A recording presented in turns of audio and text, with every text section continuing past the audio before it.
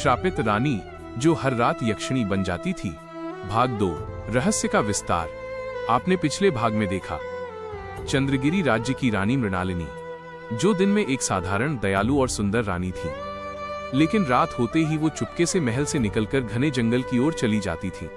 राजा वीरेंद्र सिंह को जब इस बात का पता चला तो उन्होंने एक रात रानी का, लेकिन सबसे बड़ा रहस्य अभी बाकी था। आज के भाग में आप देखेंगे, क्या ये यक्षिणी सच में खतरनाक है या किसी की रक्षक? जंगल में छिपी अंधकार की शक्तियां कौन है? रानी हर रात आखिर क्या करती है? और क्या राजा इस सच्चाई को स्वीकार कर पाएगा?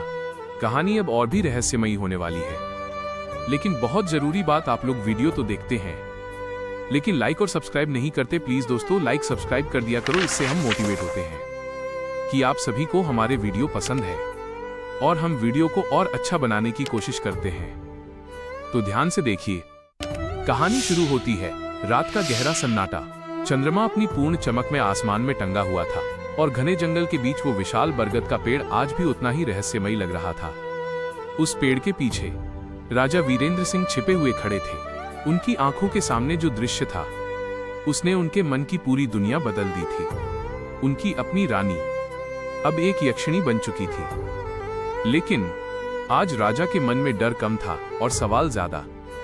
यक्षिणी या रक्षक? यक्षिणी बनी रानी धीरे धीरे जंगल के भीतर बढ़ने लगी। उनके कदमों के साथ जंगल की हवा भी बदल रही थी, मानो पूरा जंगल उनके आने से जाग गया हो। राजा चुपचाप उनके पीछे चल पड़े। कुछ ही दूर जाने पर एक हल्की सिसकियों की आवाज सुनाई दी। राजा ने देखा, एक छोटा सा बच्चा अकेला बैठा रो रहा था। उसकी आंखों में डर साफ झलक रहा था। वो रास्ता भटक चुका था। राजा सोचने लगे, अब ये यक्षिणी क्या करेगी? लेकिन जो हुआ, उसने राजा का दिल बदल दिया।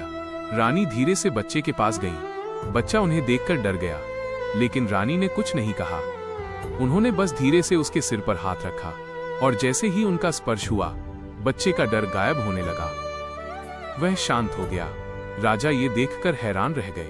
करुणा की शक्ति, रानी ने बच्चे को अपनी बाहों में उठाया और धीरे धीरे उसे उसके गांव की ओर ले गई। रास्ते में जंगल की ठंडी हवा अब सुकून देने लगी थी।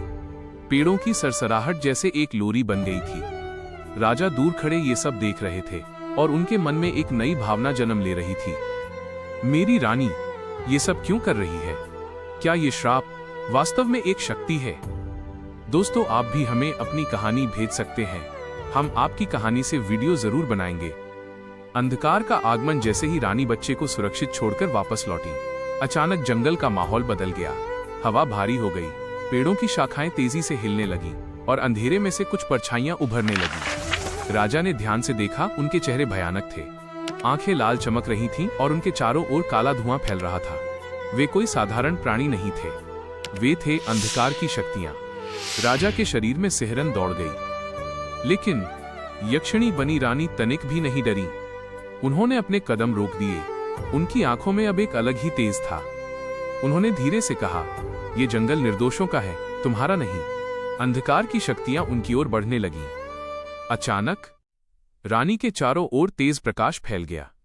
उनका रूप और भी दिव्य हो गया और अगले ही पल युद्ध शुरू हो गया।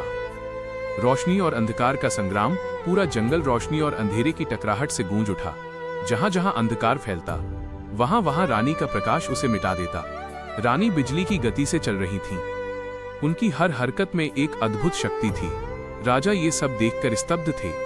अब उन्हें समझ आ गया था, मेरी रानी सिर्फ एक यक्षिणी नहीं, वो इस जंगल की रक्षक है, सबसे बड़ा खतरा। लेकिन तभी अचानक एक भयानक गर्जना हुई। जंगल का माहौल पूरी तरह बदल गया। अंधकार की शक्तियां पीछे हटने लगीं और उनके बीच से एक विशाल शक्तिशाली छाया उभरी।